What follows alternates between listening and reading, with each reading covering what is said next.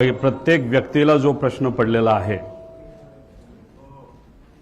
की अजितदादांचा जो ॲक्सिडेंट होता तो एक अपघात होता का घात होता, हा प्रश्न प्रत्येक व्यक्तीला पडलेला आहे।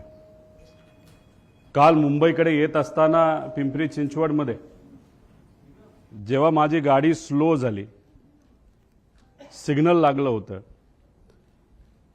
तेव्हा माझ्या लेफ्ट साइडला एका रिक्षा चालकाने त्याची रिक्षा थांबवली, खाली उतरला आणि माझी काच वर होती त्यामुळे काचेवर त्याने आवाज केला। काच खाली घेतल्यानंतर त्याने सांगितलं, अहो 9 तारखेला तुम्ही संध्याकाळी अजितदादांबद्दल काहीतरी सांगणार होता ॲक्सिडेंट बद्दल, त्याचं काय झालं?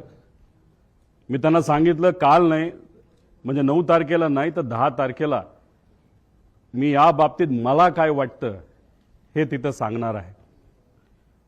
या प्रेस कॉन्फरन्सच्या माध्यमातून आणि तुमच्या सर्वांच्या मदतीने लोकांपर्यंत मी आता पोहोचतोय। काही लोकांनी भावनिक होऊन काय व्हिडिओ टाकलेत, ते व्हिडिओ कसे आहे की दादा परत येतील। 6 जण विमानामध्ये होते, 6वे व्यक्ती दादा होते। जी बॉडी तिथं सापडली ती दादांची नव्हतीच। दादा आज येतील, उद्या येतील। मला त्यांना सांगायचं आहे की आज जर दादा परत आले तर मी सुद्धा त्यांना घट्ट मिठी मारेल।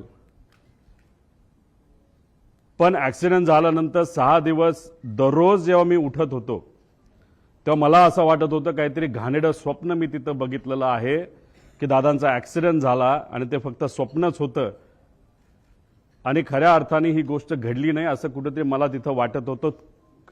कधीपर्यंत? जेव्हा दादांचा एक स्वेटर तो सुद्धा जळलेला, त्यांची चप्पल, त्यांचं घड्याळ जे दररोज ते घालायचे आणि ते घड्याळ दादा कधी पण त्यांचा जो वेळ असतो ते 15 मिनिटं पुढे ठेवायचे। 9 वाजले त्या घड्याळात वाजले होते आणि ते जळलेलं घड्याळ बंद पडलेलं तिथं मी बघितलं आणि जे कोणी तिथं बघत होते त्यांच्या डोळ्यात अक्षरशः अश्रू होतं, कोणी निशब्द झाले होते, कोणाला काहीच बोलता येत नव्हतं। त्यामुळे मला सर्व लोकांना एवढंच सांगायचं आहे की जी घटना झाली नाही, जे दादांना झालं नाही आपल्या सर्वांना वाटतं तसं नसून ही घटना झाली आहे आणि आज दादा आपल्यामध्ये नसले तरी सुद्धा विचाराने ते आपल्या सर्वांबरोबर आहेत।